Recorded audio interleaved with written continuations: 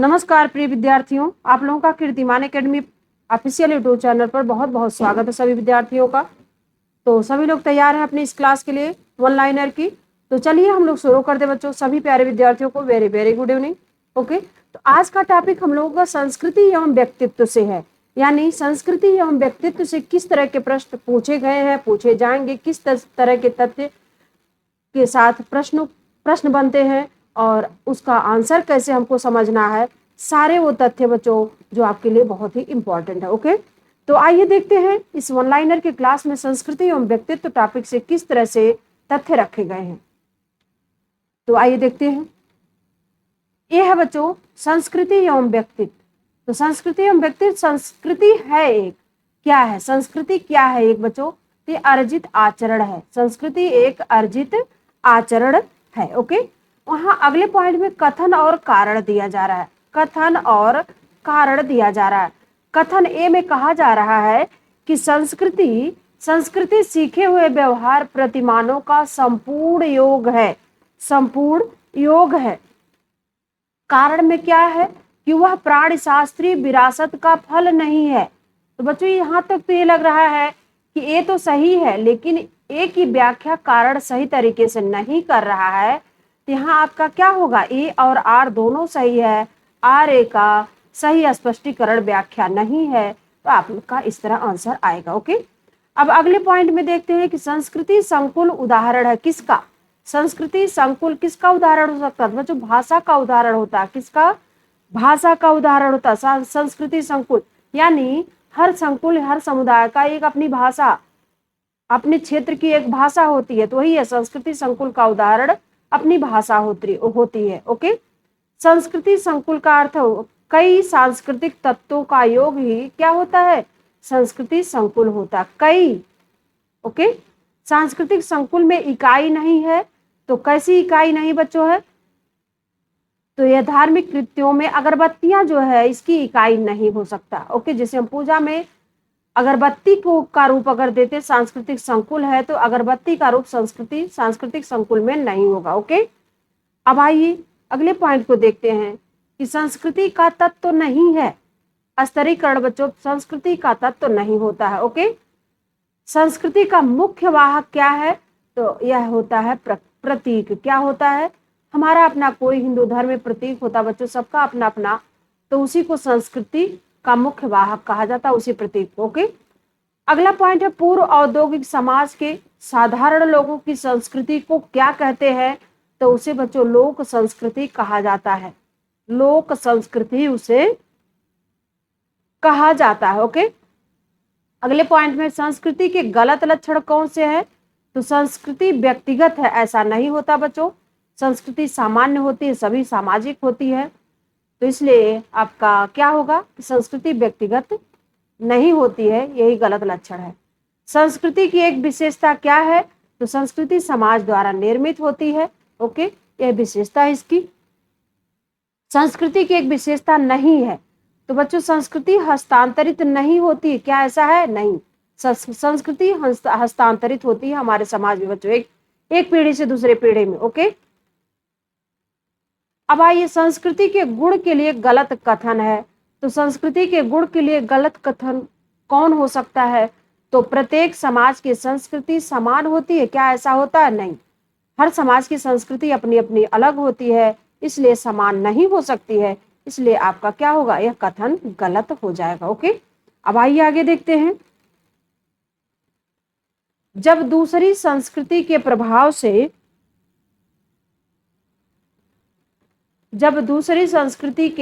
से संपूर्ण जीवन पद्धति परिवर्तन की प्रक्रिया में हो, तब उसे क्या कहते हैं, तब उसे कहा जाता है पर संस्कृति ग्रहण।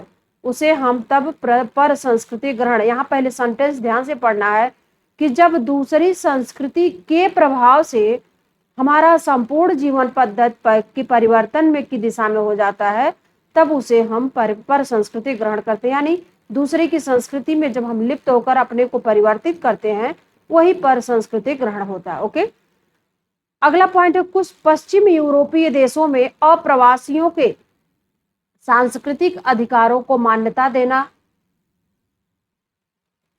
एक अच्छा उदाहरण हो सकता है किसका, आत्मसातकरण का। ओके, आत्मसातकरण का अच्छा उदाहरण होगा। अगले पॉइंट में डॉट डॉट एक प्रक्रिया है। क्या एक प्रक्रिया बच्चों, जिसमें व्यक्ति और समूह दूसरे व्यक्ति या समूहों की संस्कृति, अभिवृत्तियों, मूल्यों, सोचने और व्यवहार करने के ढंग को आत्मसात कर लेते हैं, जिसमें वह रहने आते हैं। तो वह बच्चों वह एक प्रक्रिया कौन है, सात्मीकरण है, सात्मीकरण है। ओके, अब आइए देखते हैं कि सामाजिक प्रक्रियाओं में से जिसमें एक व्यक्ति या समूह अन्य की संस्कृति को पूर्णतया अंगीकृत यानी अपना लेता है तो उसे सात्मीकरण कहा जाता है। ओके, सात्मीकरण उसे कहा जाएगा। ओके, अब आइए आगे देखते हैं सात्मीकरण का अर्थ क्या होता है। सात्मीकरण का अर्थ, तो सात्मीकरण के अर्थ में बच्चों होता है कि दो समुदायों के मध्य सांस्कृतिक गुणों का आदान प्रदान ही सात्मीकरण कहलाता है। यानी जैसे हम मान लीजिए, मैं एक सपोर्ट ये बात कर रही हूँ उदाहरण के तौर पर, जैसे दो पार्टियां हैं, दो पार्टियों की बात मैं कर रही हूँ, आपस में अगर मिल जा रही हैं दोनों सहमत होके, तो मिलना क्या होगा, सात्मीकरण होगा। उसी तरह दो समुदायों की संस्कृतियां जो होती हैं आपस में मिलाकर एक साथ लोग फॉलो करते हैं तो ही सात्मीकरण हो जाता है। ओके, अगला पॉइंट, सात्मीकरण आवश्यक रूप से एक सामाजिक समूह द्वारा दूसरे समूह के समस्त आदर्शों एवं संस्कृति को समाविष्ट करने तक सीमित नहीं है। इसको किसने कहा है, ये रॉबर्ट पार्क ने कहा। किसने कहा, आर पार्क, यानी रॉबर्ट पार्क ने कहा है। ओके, अगले पॉइंट में संस्कृत अनुकूलन का अंतिम चरण सात्मीकरण है। यह बात किसने कही है, तो यस पैटरसन ने कहा है, यस पैटरसन ने कहा है। ओके, संस्कृति और सभ्यता में अंतर है, किस रूप में, तो संस्कृति अभौतिक है और सभ्यता क्या है, भौतिक है, यही इसमें अंतर होता है बच्चों संस्कृति और सभ्यता में। ओके, अब आइए आगे देखते हैं इसमें क्या है कि हमारी संस्कृति है कि हम क्या है, जबकि हमारी सभ्यता है कि हम क्या प्रयोग करते हैं। यह बात किसने कहा है, तो मैकाइबर ने कहा। किसने कहा है, मैकाइबर ने कहा है, मैकाइबर ने कहा है। अगला पॉइंट है कि संस्कृति कृषि तथ्यों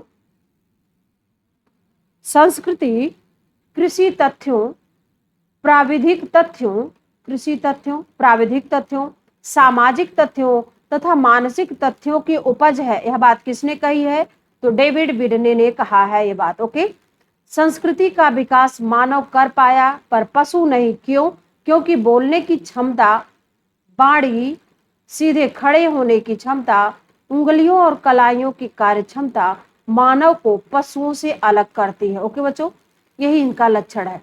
संस्कृति पर्यावरण का मानव निर्मित हिस्सा, या कथन किसका है, को विट्स का कथन है। ओके, अब आइए आगे देखते हैं कि रूथ बेनेडिक्ट का नाम साथ जुड़ा है, किसके, सांस्कृतिक प्रतिमान अवधारणा के साथ जुड़ा है। ओके बच्चों, रूथ बेनेडिक्ट का नाम सांस्कृतिक वृद्धि के नव उद्विकासीय सिद्धांत से कौन संबद्ध है बच्चों, तो स्टेवार्ड और व्हाइट दोनों का नाम संबद्ध है।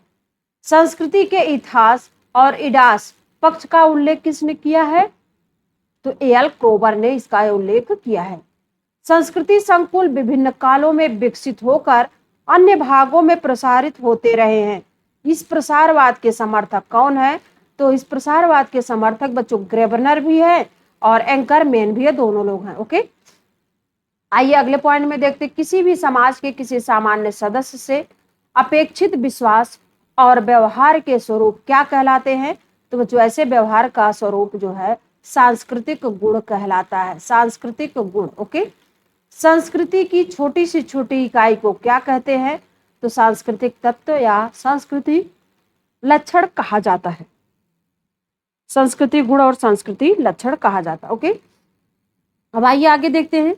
अब देखिए इसमें क्या कहा जा रहा है कि जब संस्कृति के लक्षण या समग्रता एक समाज से दूसरे समाज में फैलते हैं तो इसे क्या कहा जाता है, तो इसे प्रसारण कहा जाता है, इसे प्रसारण कहा जाएगा। ओके, संस्कृति परिवर्तन से तात्पर्य क्या है, तो संस्कृति परिवर्तन से तात्पर्य बच्चों जीवन शैली में परिवर्तन, आविष्कार एवं खोज, उत्पादन विधियों में परिवर्तन, संस्कृति परिवर्तन से यही हमारा तात्पर्य होगा। ओके, सभ्यता के लिए सत्य कथन नहीं है बच्चों, तो इसमें आध्यात्मिक शक्ति निहित होती है, कथन सत्य नहीं सभ्यता के लिए। ओके। भारत में सांस्कृतिक विविधता का सूचक क्या नहीं है, तो वर्ग बच्चों विविधता का सूचक नहीं हो सकता है। ओके। असत्य कथन, असत्य कथन बच्चों संस्कृति सामाजिक नियंत्रण में बाधा डालती है, असत्य गलत कथन है। ओके, बाधा नहीं डालती है। ओके। अगले पॉइंट में संस्कृति सीखे हुए व्यवहारों का समुच्चय एवं तथा व्यवहारों के परिणाम है, जिसकी निर्णायक इकाइयां एक समाज विशेष के सदस्यों द्वारा बांटी तथा हस्तांतरित की जाती है। विचारक है, तो यह विचार किसका है, राल्फ लिंटन का बच्चों, यह विचार राल्फ लिंटन का। ओके। अब आइए आगे देखते हैं। संस्कृति मानव प्रजाति की स्मृति है, बात किसने कही है, तो रॉबर्ट बेरस्टीन ने कहा है। ओके।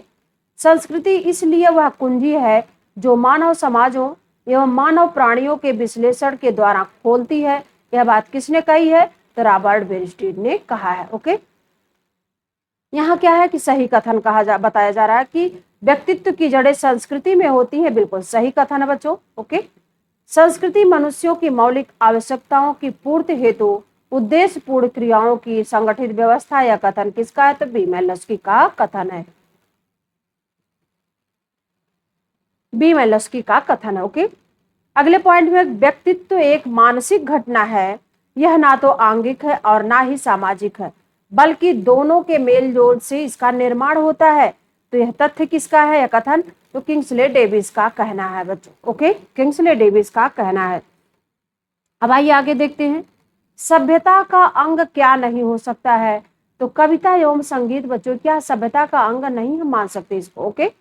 अगले पॉइंट में पर संस्कृति ग्रहण का प्रमुख कारण क्या हो सकता है बच्चों, संस्कृति संपर्क, संस्कृति का हस्तांतरण बच्चों, ये क्या है, पर संस्कृति ग्रहण का प्रमुख कारण माना जाएगा। ओके। अगले पॉइंट में कि भौतिक संस्कृति का उदाहरण क्या हो सकता है, तो संस्कृति के पहलू जो उत्पादन व मानव कृतियों के उपयोग को नियंत्रित करते हैं, वह भौतिक उत्पादन वास्तव में समाज द्वारा उत्पादित किया जाता है, यही भौतिक संस्कृति का उदाहरण हो जाएगा। ओके।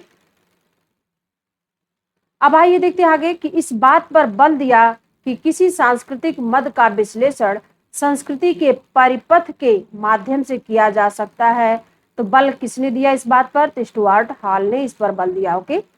अगले पॉइंट में संस्कृति को तत्वतः मानवीय समाज के प्रति एक अनुक्रिया के रूप में माना जाता है, किसने कहा है, तो मैलोस्की का मानना है ऐसा। ओके, मैलोस्की का ऐसा मानना है।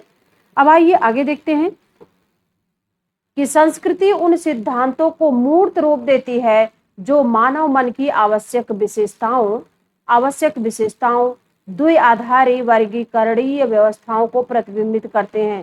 तो किसके अनुसार ये बात कही गई, तो लेवी स्ट्रॉस के अनुसार कही गई है। ओके बच्चों, यह तथ्य लेवी स्ट्रॉस द्वारा कहा गया। ओके।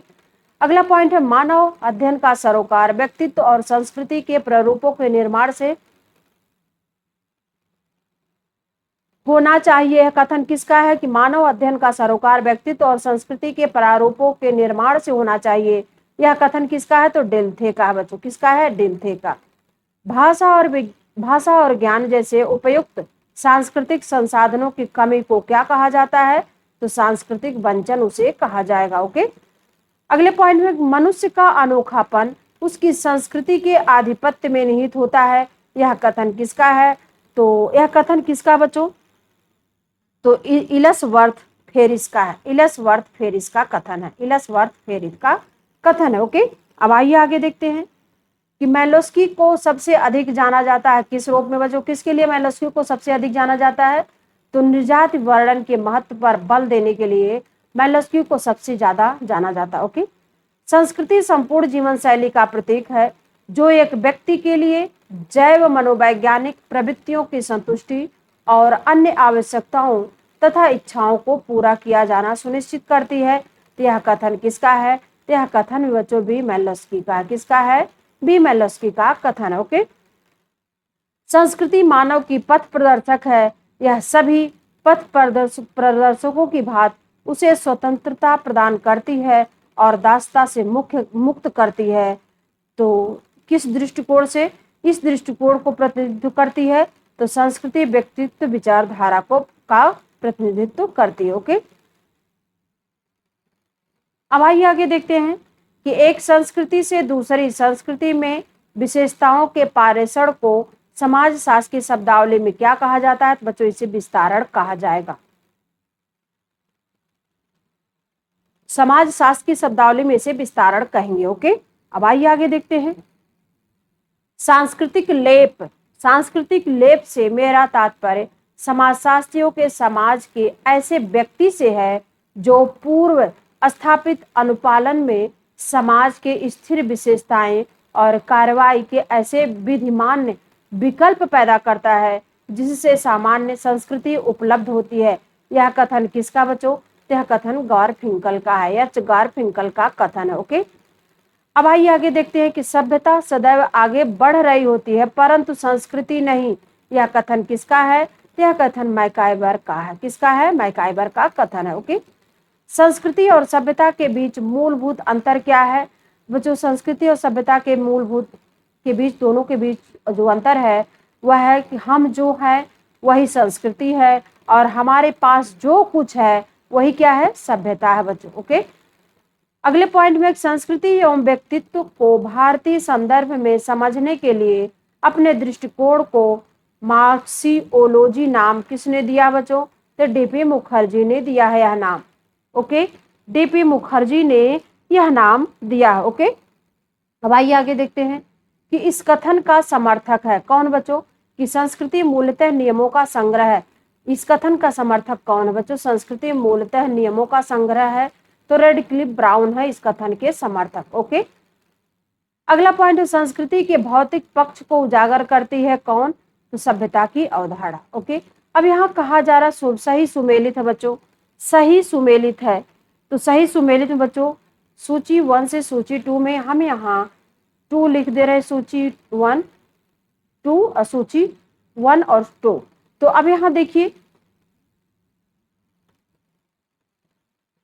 संस्कृति पर्यावरण का मानव निर्मित अंश है। तो ये किसने कहा है? हर्स्कोविट और एमजी ने कहा है। ओके, संस्कृति वह जटिल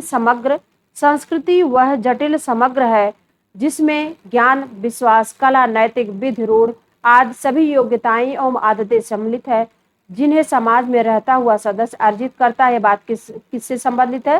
टीबी टायलर से संबंधित है।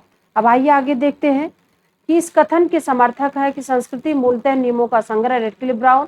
सांस्कृतिक भौतिक पक्ष को उजागर, सभ्यता की अवधारणा। सही सुमेलन बच्चों सी और डी होगा, रिपीट हो गया कुछ। सूची 1 यानी 2 आपका इधर है, यहाँ हो जाएगा बच्चों, और यहाँ है, जगह कम थी इसलिए सूची 1 इसको 2 मान लीजिए इसको, और सूची 1 आपका ये हो जाएगा और यहाँ ये हो जाएगा। ओके, तो सूची सी में कहा जा रहा है किसी समाज की संस्कृति उसके सदस्यों की जीवन शैली है, विचारों आदतों का संग्रह जिन्हें पीढ़ी दर वह सीखते हैं, एक दूसरे में बांटते हैं और दूसरों तक संचार करते हैं। यह किसका कहना है? राल्फ लिंटन का। और डी में क्या कहा जा रहा है? सूची सुमेलित बच्चों, तो सही सुमेलित है, इसको केवल आपको याद करना है। संस्कृति जीवन डिजाइन है जिसमें किसी विशेष समाज के सदस्यों का विश्वास है। तो यह किसका कहना है? सिक लुखान का कहना है, सिक लुखान का कहना बच्चों। ओके, तो ये था हमारा संस्कृति एवं व्यक्तित्व से टॉपिक था बच्चों, जो कि बहुत ही इंपॉर्टेंट है। बहुत सारे प्रश्न पूछे जाते हैं। हमने उस सारे पूछे हुए प्रश्न के तथ्य को कलेक्ट करके आपको एक जगह दिया है ताकि कम समय में आप ज़्यादा से ज़्यादा हर टॉपिक रिवीजन कर पाएं। और हम लोग का टॉपिक वाइज तो खत्म हो चुका है प्रैक्टिस, अब हम लोग कर रहे हैं शंखनाद सीरीज को। तो अब तक परीक्षा तक चलेगा बच्चों, और बीच में हमारा महामैराथन भी चलता रहेगा, लेकिन ये भी महामैराथन ही समझिए बच्चों। ओके, तो इस तरह आपको तैयारी करना होगा। तो आप लोग पढ़ते रहिए, स्वस्थ रहिए, मस्त रहिए बच्चों। Bye bye, take care.